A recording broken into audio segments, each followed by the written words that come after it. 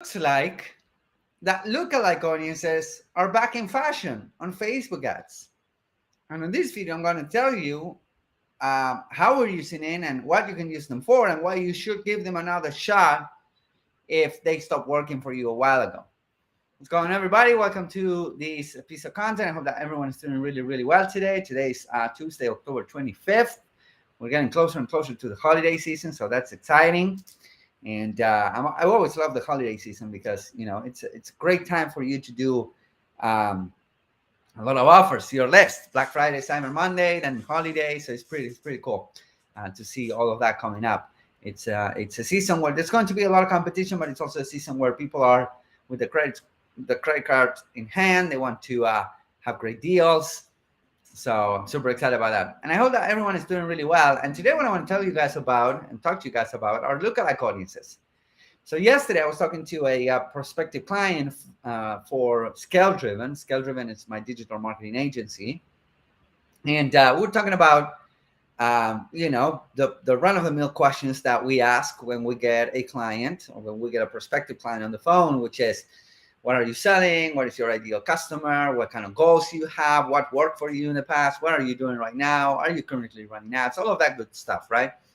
Because we ask this amount of questions because at the end of the day, we want to see if we're going to be a good fit working together, right? And it's like trying to give a diagnosis without a prescription, right? So we do ask a bunch of questions, and it turns out that this client, or this prospective client, I should say, we were talking about, and they were telling me that at some point they have a really niche product that's working really, really well for a specific niche. And at some point, let's say, I think a year and a half or 2 years ago, they were doing really well. They were doing extremely well using lookalike audiences. So they had this list of their ideal customers, and they uploaded them to Facebook, and they created lookalike audiences. But unfortunately, lookalike audiences stopped working for the longest time after the iOS 14 issue with Facebook and Apple. Why?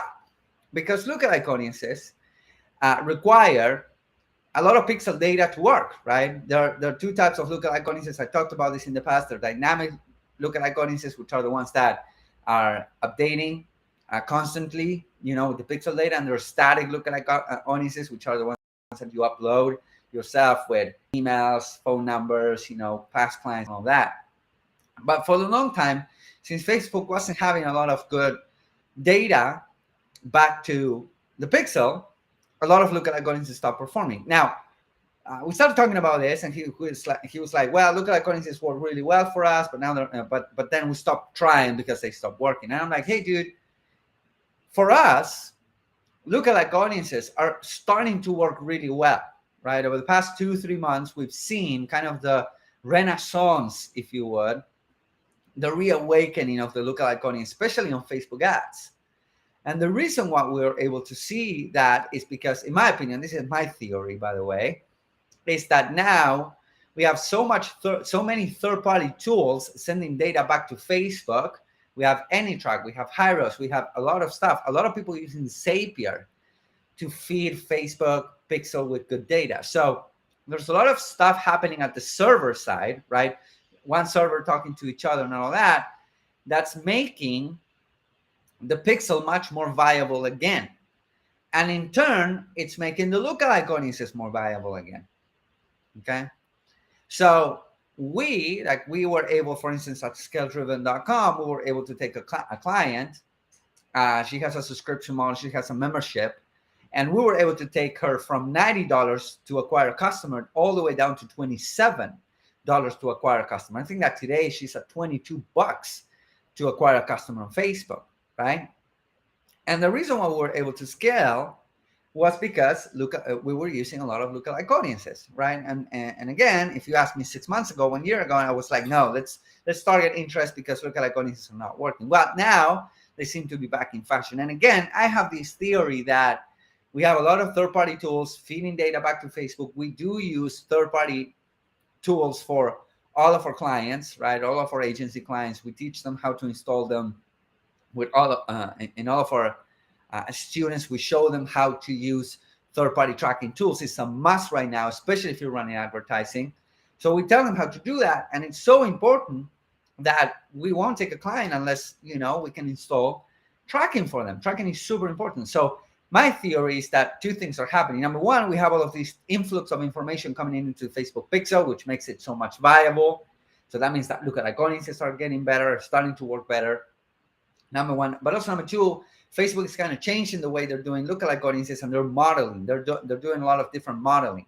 So for the longest time they were testing, and now they're kind of hitting in the head when it comes to the modeling that they're doing out of the seed audiences that we are uploading, right? Because again, there's a lot of data that Facebook still cannot see. That's why we have third-party data going on. So what does it mean to you? For this prospective client, if he decides to move forward with us, we're going to use lookalike audiences because they're working really, really well right now. What does it mean to you? It means that if you're running any type of Facebook advertising and you notice that lookalike audiences used to work well, but then they stopped performing, my suggestion would be try them again. Try the 1% lookalike audiences, try the 2% lookalike audiences, upload all of your buyers, upload all of your email lists, upload all of your past people that you've talked to, all of your abandoned carts, upload all of your data and recreate those lookalike audiences. Because again, on some cases, there are best performing ads, which a couple months ago, they were performing really, really bad. Now they're kind of back on track to perform really well. Okay, so that's what I'm seeing based on what we're running ads for our own business. We're running around for other clients. So that's what I'm seeing when it comes to Facebook ads, specifically when it comes to lookalike audiences. Now, that's when it comes to targeting, right? If you want to show those people the right type of ad, in fact, if you want to have a formula to create and launch Facebook ads that work every single time, no matter what you're selling, no matter what niche you're in, no matter what your price point is, get a copy of my $100 million framework. You can get it by clicking the link somewhere around here. There's also a big, bright red sign at the bottom of the screen right now. It says 100mframework.com, 100mframework.com. You can get it there. It's only $47. It's super inexpensive, and it will allow you to understand the mechanics of how to put together really, really good ads that work no matter what you're selling.